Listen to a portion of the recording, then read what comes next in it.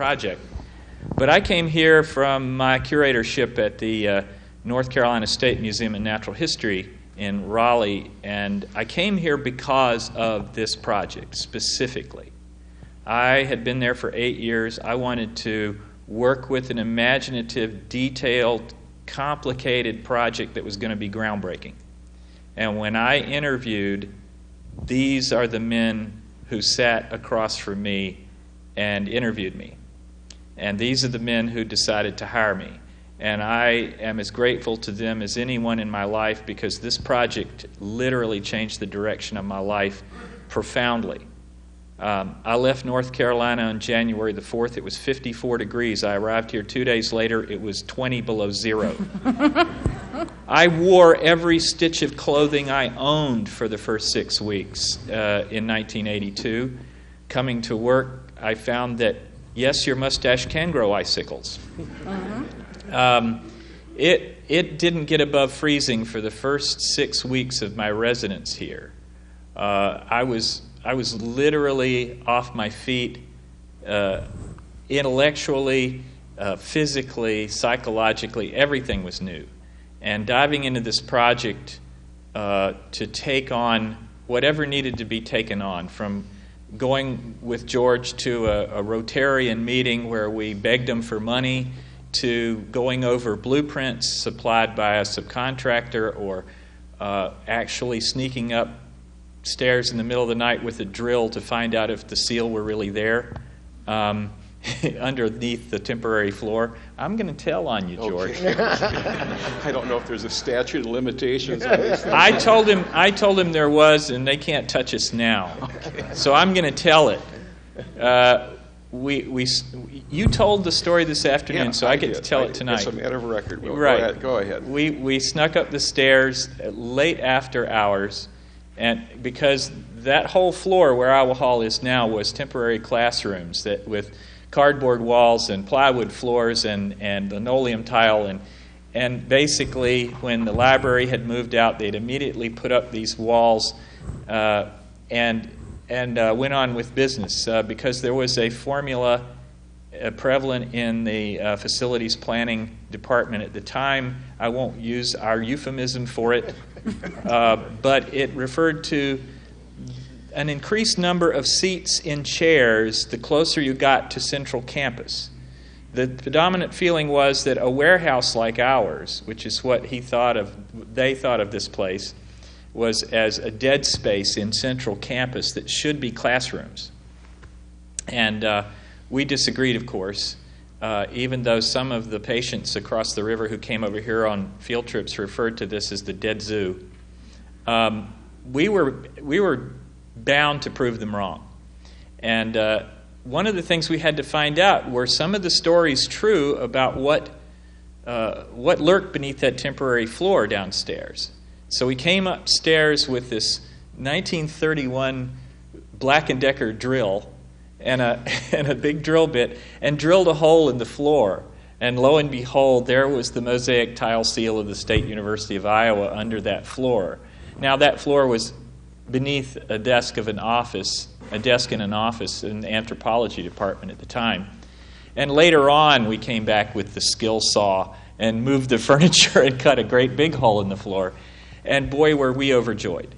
And little things that happen during the course of a project like this, where you have to go and find out if you've got it, if it works, will it stand up, that kind of thing, I won't dwell on. But one thing I will say is that when you're doing all the other things you have to do, including my responsibility of teaching an exhibit design class, boy, did I have a laboratory.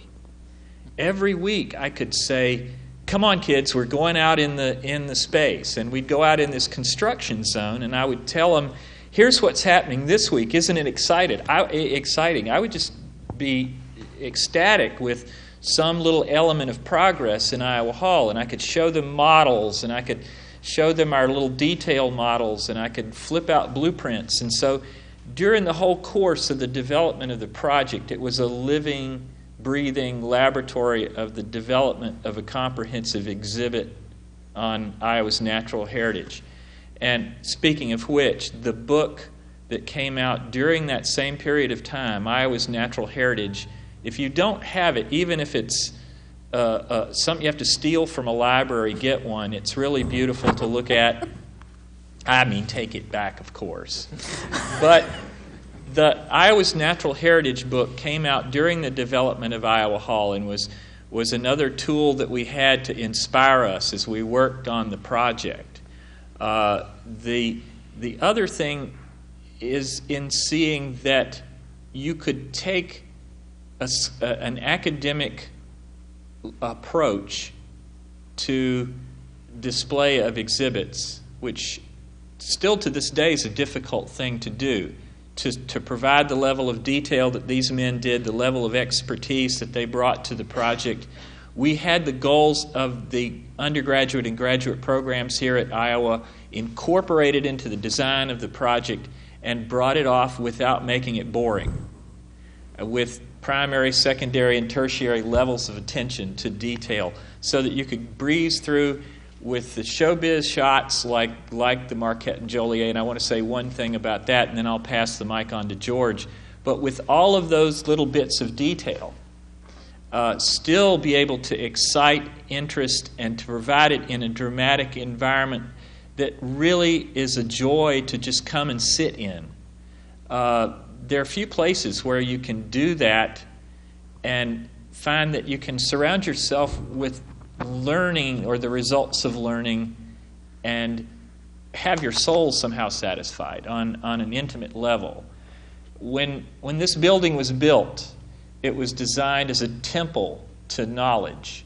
That's the exterior Greek Revival facade. You come up the stairs. We didn't want to just slam you with this 20th century approach right inside the door, and so the lobby is designed to soften your entry from what was a 19th century formalistic approach to learning, the temple of knowledge where the muses dwelt. And the muses, of course, is the reason that we have the word museum, because the Museon was the house of the muses in the library at Alexandria and in Egypt. That's where they kept the dimensional artifacts. As Alexander's tutor Aristotle said, to know a thing, you have to know the thing itself, not the second cousin of the thing.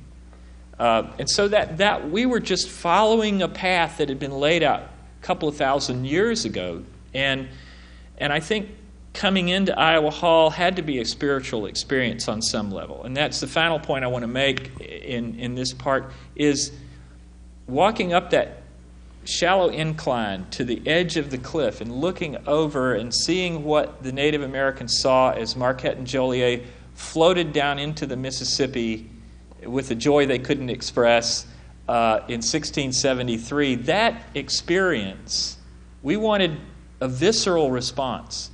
You can't walk in the real situation. And these guys traveled out there, stood on the edge of the cliff at Pikes Peak, and looked at sunrise on that date to see what was blooming, what was growing. And Neil Deaton just did a fabulous job doing that painting. And the whole cliff facade, all of the vegetation, that was Deaton Studios' work. And it was amazing to see it unfold in front of our eyes after all the research and photographs and detail work. But if you've been to Pikes Peak, you walk down to the cliff edge, physically. But we knew that psychologically you had to walk up to the cliff edge. Psychologically, you have to get up somewhere before you can drop off. And in addition, we wanted that cliff edge in the diorama so that we would have a sense of dropping and of a drop-off in space. And so we had to raise the floor in order to create the hole. You know, they weren't going to give us another floor below to have a cliff. So we did it that way, and had to put the rotten log across in front so the people wouldn't smash their heads into the glass coming up to it. But using the tree trunks to hide the glass mullions to just create this complete experience. And the fact that diorama is the point at which all of the cultural, the geological, the ecological segments all come together in one single exhibit. Because this is the overlap of the eastern woodlands and the western prairies. This is the overlap of of Native American and European cultures. This is a geologic point, which is the highest point on the Mississippi River. So you can see how it called to us. It was just enchantment in itself.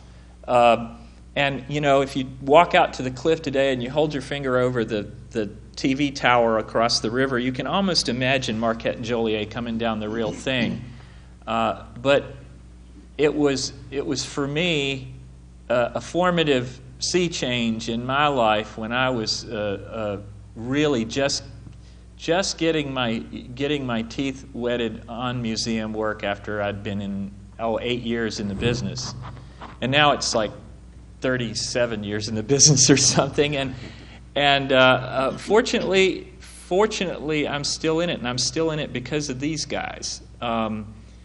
This was not just building something. This wasn't just sticking up an exhibit. This was a life-changing experience, and I'm honored and happy to be sitting here talking to you guys, and just so pleased that everybody came to visit with us today. And that's basically it from me. Okay, thank you, Will. Well, there are so many chapters of this story that more than we can possibly talk about. My greatest pleasure in working on the Iowa Hall project was working with this incredibly talented group of people.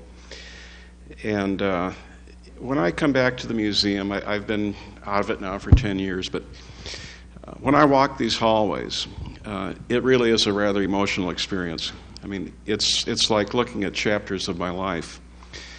And Iowa Hall really brought all this together. I mean, we had the A-team, the absolute A-team.